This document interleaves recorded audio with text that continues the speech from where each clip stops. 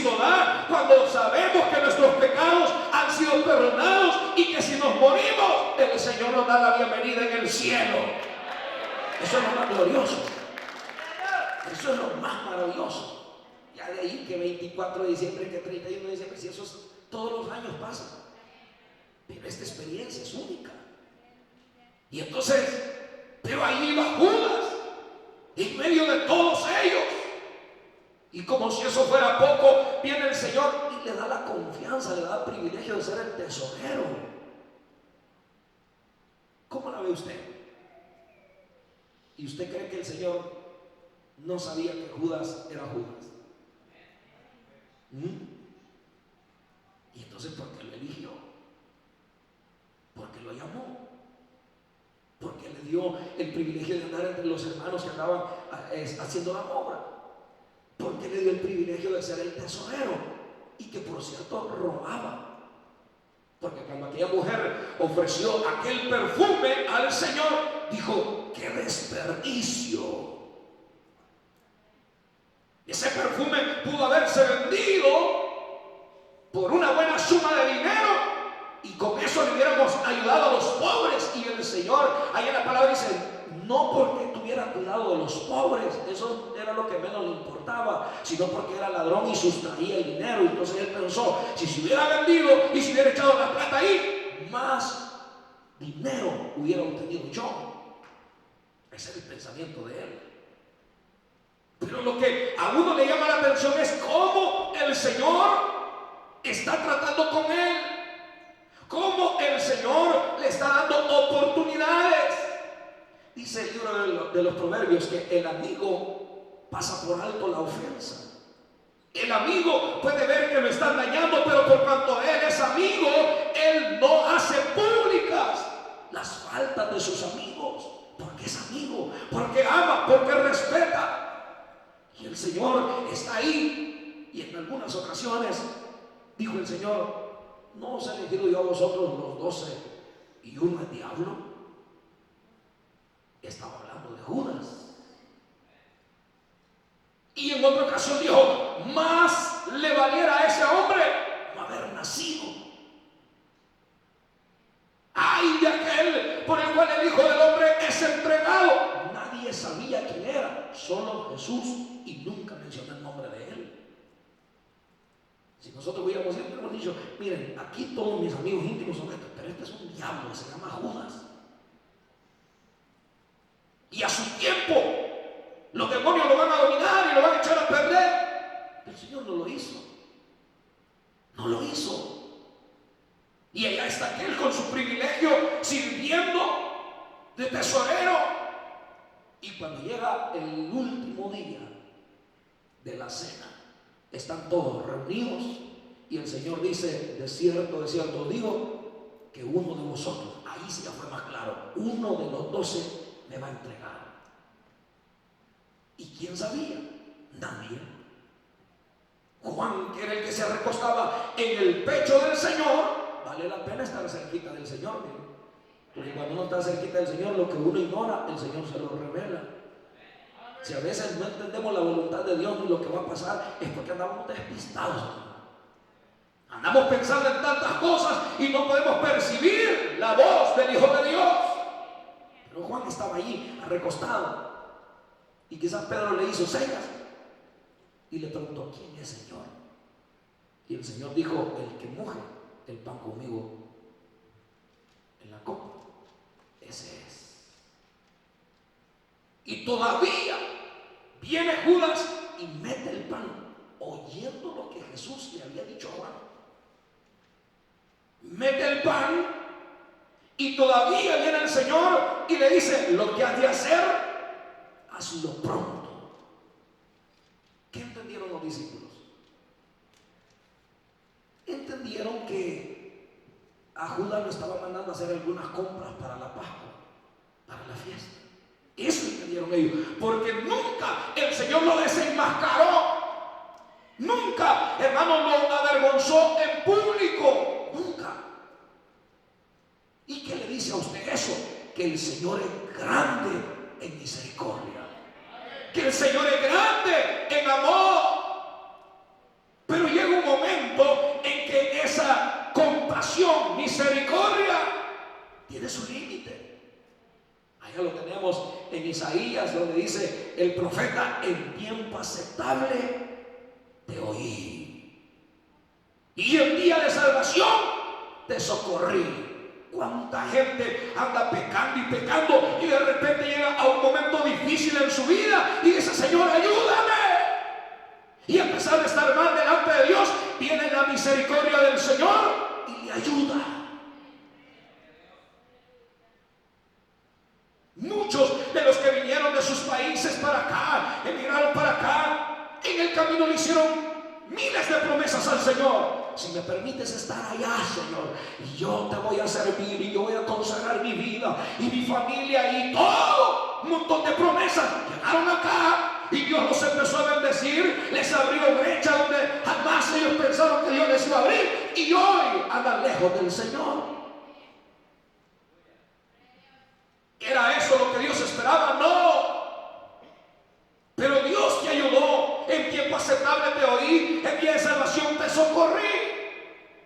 Yo recuerdo una vez que habíamos tenido un problema con unos policías, la pandilla, y nos siguieron a todos para matarnos porque habíamos herido a un detective. Y cuando estaban así escondidos en una verja de una casa, llegaron los dos detectives y me pusieron una pistola en la cabeza, en el sentido, y me iban a matar. En ese momento yo solo cerré mis ojos y dije en mi mente: Señor, ayúdame. Y a pesar de que mi ropa estaba manchada de sangre, se me quedaron viendo y me dijeron: te vamos a matar porque acabas de herir a un detective de la policía. Y yo le dije: no soy. Y de alguna manera ellos no vieron la sangre que había en mi ropa y me dijeron: disculpa, nos equivocamos.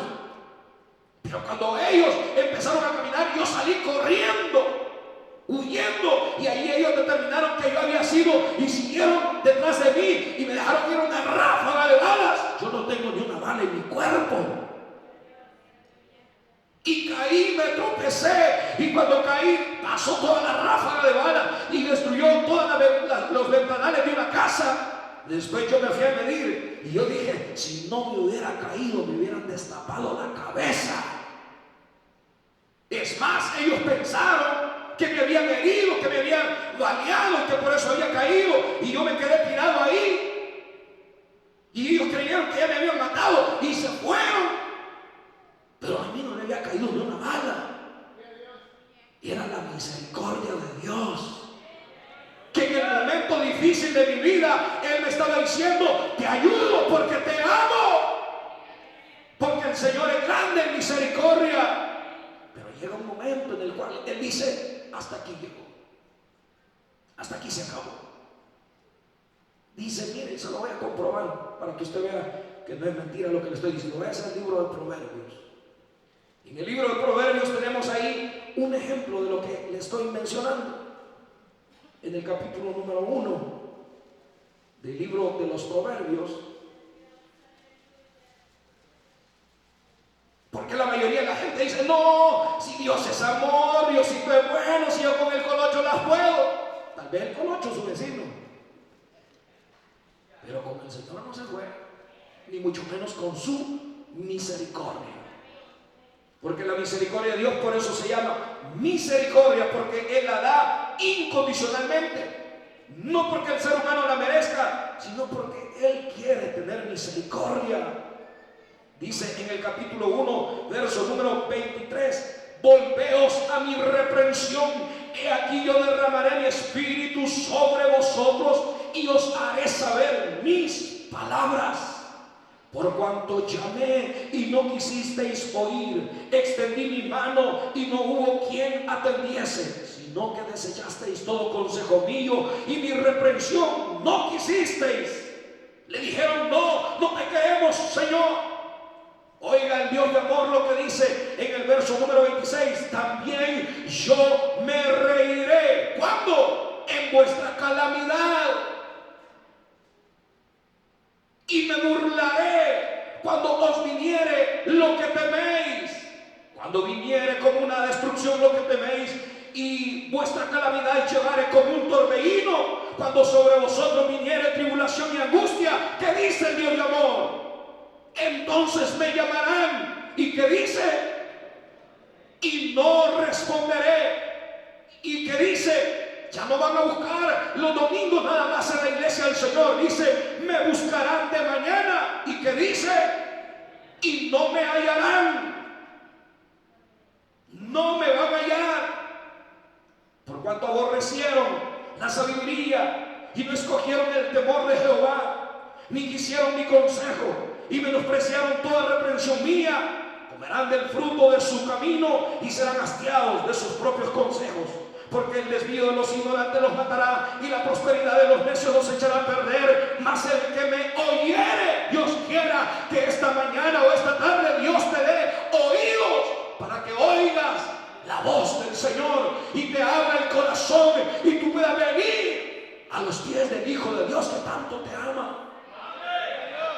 Dice, mas el que me oyere habitará confiadamente. ¿Y qué más dice? Y vivirá tranquilo, sin temor del mal.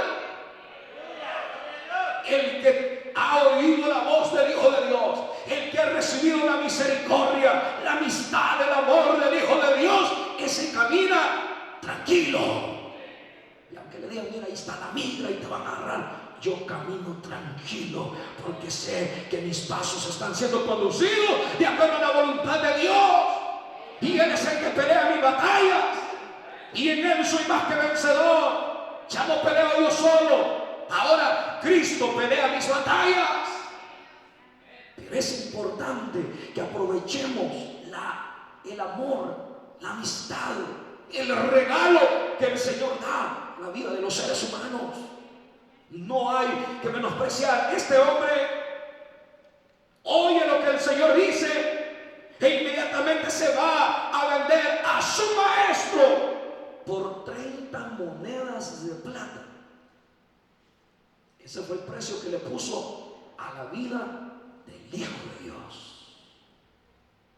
El amor al dinero lo consumió, el diablo lo poseyó.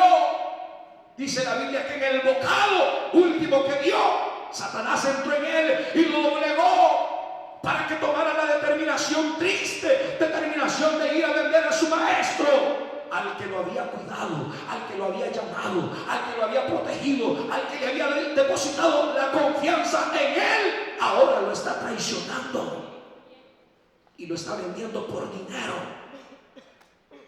Y mire qué descaro. Y uno puede ver que en el ser humano es igual. Hoy en día es igual. Si estamos vivos acá, es por la misericordia del Señor. Si tienes salud, no es porque tienes buenos médicos, es porque Dios ha tenido misericordia de ti. Pero dice Pablo en el capítulo 2 de Romanos, dice que menosprecias la benignidad del Señor, ignorándose que su benignidad te guía al arrepentimiento. Pero por tu dureza y por tu corazón no arrepentido, estás haciendo un tesoro para el día de la ira, atesorando ira para el día de la ira y de la justa revelación del justo juicio de Dios, el cual pagará a cada uno según sus obras. Vida eterna al que perseverando en bien hacer buscan gloria, honra e inmortalidad, pero ira y enojo a los que son contenciosos y no obedecen a la verdad. Tribulación y angustia sobre todo ser humano que hace lo malo, dice Pablo. Eso no es un juego. Esta mañana o esta tarde es una nueva oportunidad que Dios nos da. Y esta oportunidad puede ser la última que Dios esté dando. Este hombre se fue a venderlo y le dijo a ellos: como ustedes no lo conocen, yo sí sé hasta dónde él va a orar, porque yo he estado muchas veces ahí con él en su lugar íntimo donde él va a orar. Les voy a dar una señal, le dijo: al que yo besare, él es prenderle. Y mire qué tremendo. Hoy que estaba en la mañana leyendo este versículo, me impresionó las palabras de Judas. Porque él llega, y cuando llega, dice la escritura en el verso número 48, el que le entregaba entregaba, les había dado señal diciendo: al que yo besare, ese es prenderle. El beso en la cultura hebrea, en la cultura judía, era una identificación de compañerismo, de hermandad. Más adelante Pablo va a decir: saludaos los unos a los otros con ósculo santo. Cuando el Señor llegó a la casa de Simón el fariseo lo rogó que entrara a su casa. Quería humillar al maestro. Porque ¿quiénes eran los fariseos? Eran los peores enemigos de Jesús. Entonces, cuando un enemigo de repente te invita a comer, ponte alerta. Algo malo quiere hacer. Y de repente está rogando al Señor y diciéndole: venga a comer a mi casa. Y el Señor, que conocía los corazones de todas las personas y no se cuidaba de ninguno de ellos porque Él ya los conocía a todos, le dijo: está bien, voy a ir. Y llegó a la casa de Él.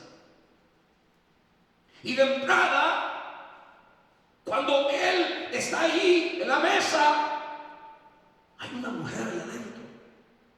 No ha sido invitada, pero ella ha sido perdonada.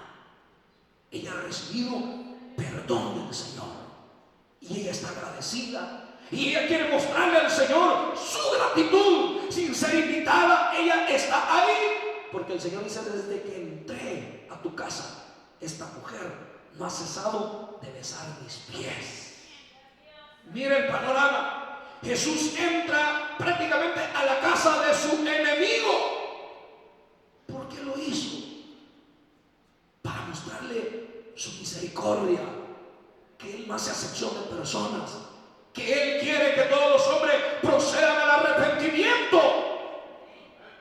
Y Él entra a la casa, y de acuerdo a la cultura judía, cuando alguien invitaba a su casa a alguien, tenía que darle el beso de bienvenida en la mejilla. Tenía que darle aceite para su cabeza, porque por el sol del desierto, porque eran caminos desérticos, se calentaba la cabeza. El aceite hacía que el vapor o el calor menguara. Era un alivio para el visitante. Tenía que dársele agua para los pies, porque los caminos eran escabrosos, eran polvosos, y entonces se consideraba una inmundicia eso, y tenían que darle agua al visitante para que lavara sus pies.